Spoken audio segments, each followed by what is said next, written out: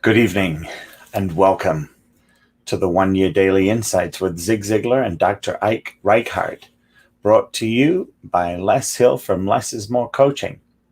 August 1st, a fountain of forgiveness. If we confess our sins, he is faithful and just to forgive us our sins and to cleanse us from all unrighteousness. 1 John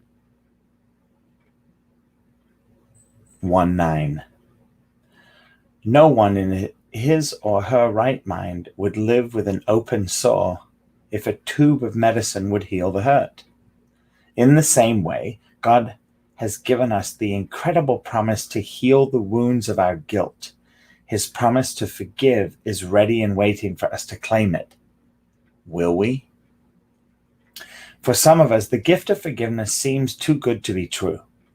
We're convinced that our sin is too bad or that we've been doing it too long for it to be within the scope of God's cleansing. And besides, we're convinced we'll probably do it again, so what's the use? God's promise is not to forgive us once and then leave us alone. His forgiveness is comprehensive, covering all our sins. None of them surprise him. He's omniscient, and he knew each one before he created the world.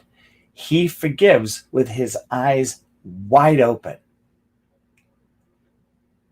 John tells us that God is faithful and just to forgive us. He is faithful to fulfill his promise, and forgiveness is an act of justice because Christ has already paid the price on the cross. Our confession doesn't make us forgiven, but it taps into the limitless well of forgiveness provided to us by Christ's sacrifice. If we grasp the scope of this promise, we won't hesitate to respond to the Spirit's tap on the shoulder to tell us an attitude or action is sin. We'll say, "Yes, Lord, I agree with you. Thank you for the forgiveness you promised." Two questions for this evening. Do you access God's promise of forgiveness most of the time, some of the time, or very seldom? Explain your answer. Well, for me, it's some of the time. Occasionally, my own humanity, I have a tough time forgiving. Not sure why. I think it's probably because it's easier to make myself wrong.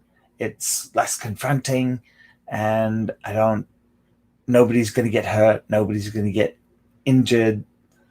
So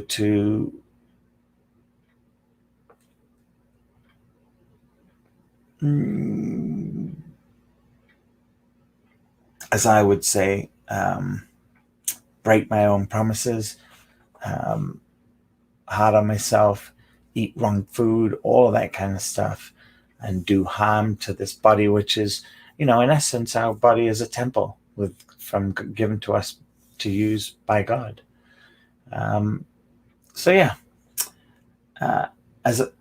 Question number 2, as you read today's paragraphs, did the Spirit tap you on the shoulder to remind you of a sin you need forgiveness for?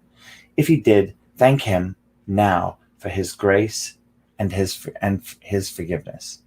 Lord, I thank you for your grace. I thank you for your forgiveness. And yes, it happened. I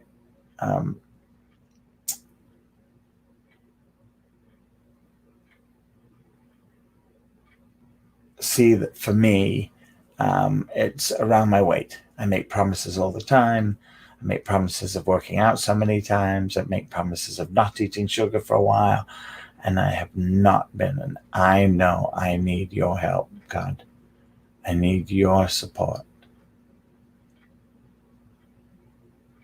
I thank you for your grace and your forgiveness, Lord. It's been able to play itself out in my business as a business coach. And I thank you for that. I thank you. And there are 2 quotes. The first one In the end, it is important to remember that we cannot become what we need to be by remaining what we are. By Max Dupree. Oh, love that. In the end, it is important to remember that we cannot become what we need to be by remaining what we are. Hello, I agree. The second one is from our founding father, Zig Ziglar. The phrase, God said it, I believe it, and that settles it, is partially true. My friend, if God said it, that settles it, whether you believe it or not. I agree. Thank you for another wonderful, God, I just appreciate Zig Ziglar and what he's created for us. I thank you. I look forward to tomorrow, to Stone Cold Truths. I thank you for those of you that joined me during this. Thank you for listening. It's 6.5 minutes of daily insights, and we'll see you tomorrow. Cheers. God bless.